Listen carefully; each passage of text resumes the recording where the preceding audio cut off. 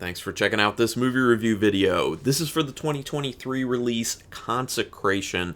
It's a Shudder exclusive and it's coming to Shudder on Friday, May 19th. So this is a no spoiler review since it's a new film and since when I'm putting this review out, it isn't even on Shudder yet. So I will say there have been a lot for me films on Shudder recently that are their exclusives or originals I haven't really been feeling very much.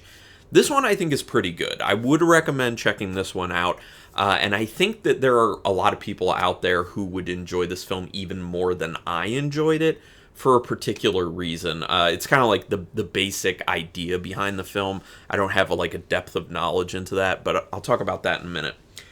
This film is directed by Christopher Smith, who also did Creep, not the found footage one you're thinking of another one called Creep. It's like down in subways. Did Creep, Severance, which I actually own that one, Triangle, which I've seen and enjoyed, Black Death, which I also saw and enjoyed, Detour, and The Banishing, which I was kind of like in the middle on The Banishing. That was also a Shudder exclusive, I believe. Written by Smith as well as Laurie Cook. In this film, it was great for me to see Jenna Malone is the lead actress in this film, and I just have a soft spot in my heart for Jenna Malone. If you don't know her by name, I'll give you a few things she's been in. Antebellum recently, The Neon Demon, Inherent Vice, films that I liked more. Saved was a really good one from earlier in her career. Donnie Darko, The United States of Leland, two wonderful films. Which is funny because Donnie Darko had a young Jake Gyllenhaal who would go on to be huge. And then The United States of Leland had a young Ryan Gosling who would also go on to be huge. So great to see Jenna Malone in this. She's a very good actress, by the way. Again, this is Shudder exclusive. Sorry, coming Friday, May 19th.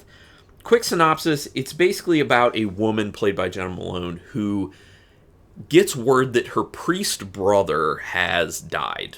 And it is thought to be a suicide, although she has some kind of questions about that. So she goes to where he was serving, this convent basically, and starts to dig around basically. And they are very accommodating. She starts to dig around, and then that's kind of where I'm going to leave it. It's horror. So there's horror something going on in the film, but I don't want to tell you what. And for the reason that it has a religious setting and there's a lot of stuff about religion, I will just tell you I was not brought up with any religion in my life. I currently don't have a religion either. So these types of films, I always feel like they will hit differently for other people. So that's why I say that I enjoyed this film. So I think there are a lot of people who would enjoy it even more than I did, because they will understand more. They'll kind of get more intricacies of the story than I actually do. So just saying. Well, the opening scene to the film definitely creates some questions that you really want answered. They do a wonderful job of just hooking you with that opening scene. It's something you would never see coming, really, and you're just kind of like, okay, at some point, please tell me how we got to this point. It's one of those things where it starts at the end thing, and then it'll kind of show you all the events leading up to how that happened. So, yeah. There's a beautiful shot in the beginning that is very, very reminiscent of The Shining, which obviously that's something I quite like because The Shining is my favorite film.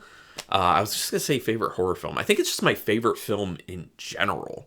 It is an amazing film. And yeah, it had to be, the opening had to be highly inspired, or that scene at least had to be highly inspired by The Shining. You'll know what I mean when you see it, if you're going to watch this. Overall, the film is quite well shot, and there are some pretty cool visual sequences in it.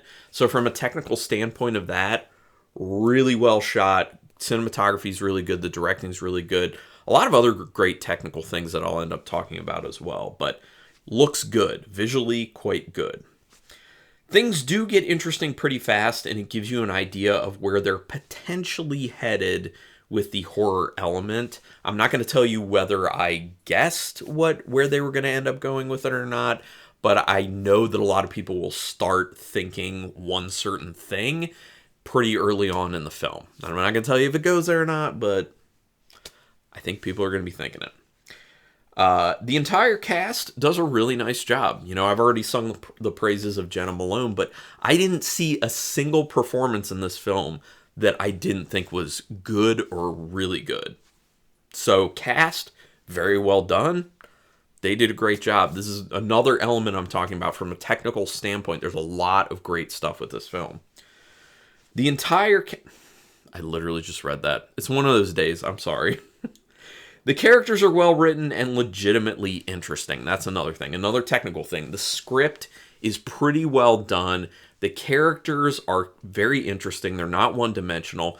They're interesting to the point where you want to know more about them. You're not necessarily going to get a whole backstory on all of them, but you're totally cool to see more interactions with them, with the main character, or even some other characters at certain times. But yeah, when you have genuine interest in knowing characters more, that speaks greatly to how well written they are. And it's not just the development of that character or the setup of that character and who they are, but it's also the dialogue. The dialogue does go a long way to making you feel like this is very realistic, that you kind of like know these people, that they're in a real world with you, which also kind of helps that horror element feel a little closer to home. It's good. The soundtrack for this is well composed, and it's not overused. That's one of the other things. There's been a spate of films, especially coming to Shudder, for their exclusives and originals, that just go over the top with the score. They're screaming at you with the score. They crank it up to 11, even when nothing's happening. This film does not do that. So big kudos for having a more restrained score. Like I said, it's well composed. Or I'm sorry, soundtrack. There's a difference between score and soundtrack. I've confused that for a long time, but I finally looked it up. Soundtrack. Yeah, the soundtrack is really good. So highly recommend. It has a good mysterious aspect that is well maintained by dropping pieces of the story's puzzle at good intervals.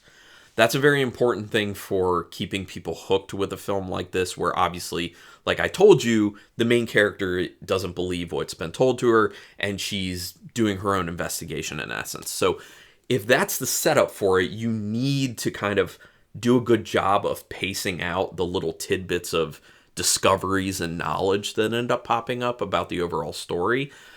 So I think they did a good job with that. Again, that goes back to pointing to the script being pretty well written. So nice on that. There are a lot of flashbacks. Now, it didn't really bother me, but it also kind of bothered me. I don't know. It's like a small personal thing. So if you're a person who really doesn't like a ton of flashbacks in a film, there are a lot of flashbacks in this. I feel like when you do that, it has a tendency to kind of like mess up the pacing a little bit. It makes the film feel a little bit choppy. And I think it does that a little bit. So that's one of my minor issues with it. It's not a huge issue. It's just kind of a minor issue with it. But it might be a bigger thing for other people. I don't know. There are some stints that actually drag. Now, the good thing is overall, the pacing is not bad. This film is, I think with credits, an hour and 38 minutes, I want to say, maybe. An hour and 30 something. I think it's an hour and 38 minutes, but that doesn't matter that much. It's not overly long, and it doesn't, for the most part, feel overly long. But like I said, you do have these little moments where it feels like they're kind of languishing in the scene a little bit too long. And you're like, yeah, we should have cut the scene down just slightly. But it's nothing drastic. It's nothing huge. There have been so many films that I've reviewed recently where I'm like, wow, this film needs a lot cut out of it. This one does not. Yes, they could have like cinched a little bit here and taken it in a little bit there and made it like amazing pacing, but it's not a huge issue how it is. There's something employed with the ending that is interesting, but I'm not entirely sure it fully works and that people will actually buy into it and like it. I didn't fully buy into it, but I didn't hate it. So it was kind of this thing where I was feeling conflicted, where I'm like, I understand what you're doing, and it's kind of cool, but also I feel like it kind of doesn't work at the same time. I don't know. So it's going to be a polarizing ending, in my opinion, for that reason. Because you're going to have people like me who are conflicted about it. You're going to have people who are like, I hate that you did this. And you're going to have people who are like, oh, I love that aspect of it. So, I don't know. Which one are you? I guess you'll just have to watch to find out. For what happens with the ending, it plays out in too calm of a manner. I do think they really needed to up the tension. They needed to up the pacing at the end of the film and really go at it a lot harder for what they did. It just felt too calm. Everything just felt too calm at the very end, and I was like, I don't think this is the way you should have played this one. But it's not bad. I didn't hate the ending, so that's good. It was okay. That's what I literally wrote. It was okay. The ending was okay for me. Yeah, so those are my thoughts on Consecration. I do recommend it. I thought it was pretty good. A lot of really great technical things. The story is intriguing. It does keep you hooked. And I know there are probably going to be some people out here who see this film and are like, I like that a lot. I'm sure there will be other people too, but that's where I want to hear from you guys. Put your comments down there. We can do spoilers in the comments. Star rating, out of 5 stars, half stars in play. I'm going 3.5 stars. But know that I was between 3 and 3.5, so it's kind of more like it's a 3.25, but I don't do quarters really, so I'm putting it on the 3.5. I think it's got enough to get there. 3.5 stars for me for Consecration. Please let me know your thoughts on this one once you see it, because I'm very interested in differing opinions, especially people who probably pick up on a lot more of the religious stuff in this film than me, which was probably a lot of people. But yeah, would love to hear from you guys. Do me a quick favor, though, if you can, and it's pretty easy to do this. Hit subscribe to my channel if you haven't already. I would greatly appreciate that. Also, hit the notification bell button if you want to know how many videos, or not how many videos, or if you know when I'm putting up a new video. And I'm doing a few a week, so yeah. Thank you so much for checking out this particular video, and until next time, keep it brutal.